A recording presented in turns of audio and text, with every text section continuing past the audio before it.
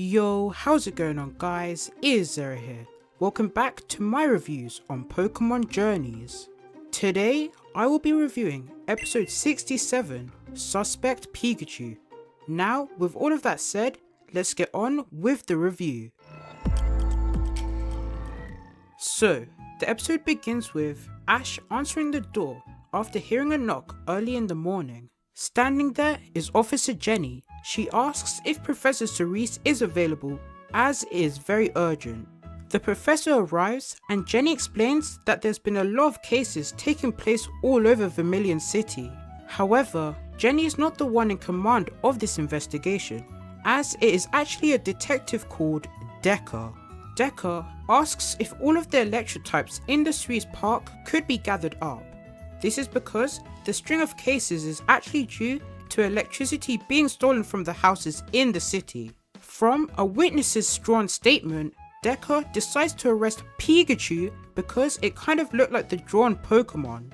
Ash tried to defend his Pikachu, but because he was asleep when the event took place, Pikachu doesn't actually have an alibi and is taken to the police station for further investigation. At the station, Decker tries to pressure Pikachu to admit he stole the electricity with food. However, Pikachu really only cares about the Poke food he just ate. Of course, Ash is really angry as he denies Pikachu would ever steal. Jenny says that she doesn't believe Ash's Pikachu would do this, but the only clue they have is the drawn image. Even so, she tells them if they can find some sort of evidence to show Decker that it wasn't Pikachu, it would clear his name. Suddenly, Pikachu notices an electric current nearby and everyone follows him to a house. A man comes out of his house and tells them all that the electricity thief had appeared as about 10 minutes ago his TV and PC stopped working all of a sudden.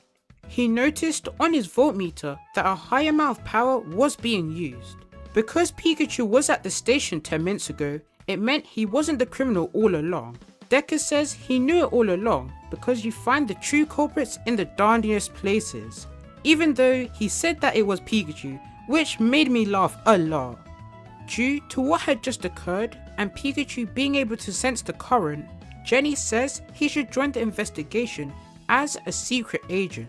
Decker agrees and states that it will definitely lead them to find the culprits. With all of that established, Ash and Go ask to help out and even become police officers for the day. They also receive outfits as well, which was very cool. Suddenly, a boy appears to tell them that somebody had kidnapped his Vulpix. Officer Jenny tells the boys that helping out citizens is also a very important duty for police officers. So everyone decides to help out.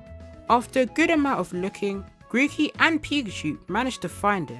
After this, many different people ask the gang for help, so Ash and Go take care of everything around the city.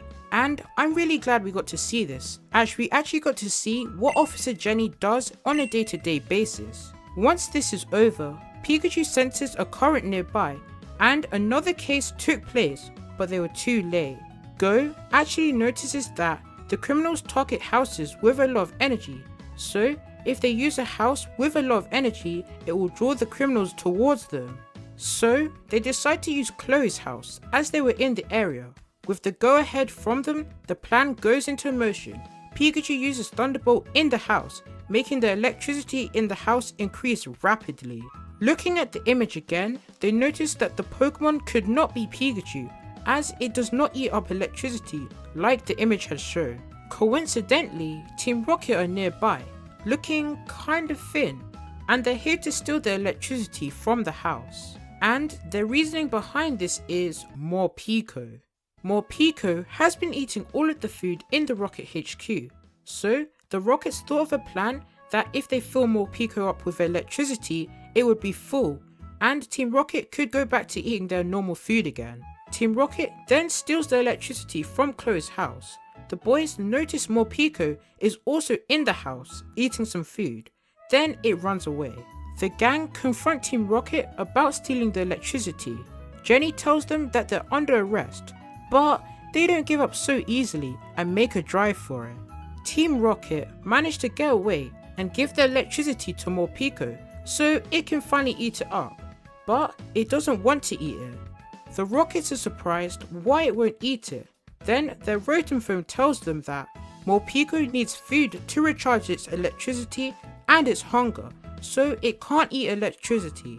Suddenly, Ash and the gang arrive at the scene to Team Rocket saying they give up and they don't actually want the electricity anymore, so they give it back to them.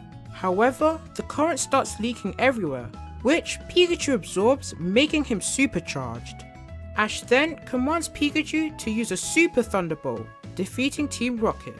After the case had been solved, Pikachu received a certificate of appreciation for helping solve the investigation. Jenny thanks Ash and Go for helping them out, as they did really well. The boys say that it was a lot of fun, bringing the episode to an end. So, what were my thoughts on this episode? Well, I thought this episode was really good, and it had a lot of fun in it. Because of this, I enjoyed it from start to finish, which is very awesome, especially for a filler. Also, there was a lot of funny scenes which made me laugh a lot. So overall, it was a great episode. But yeah guys, I really hope you enjoyed my review on episode 67. Please comment your thoughts on this episode down below. I would love to hear them all. If you're new here, be sure to subscribe to the channel and hit the bell icon to know when I next upload. And give the video a like, I would really appreciate it. Thank you all for watching, and I'll catch you guys in the next one. Take care.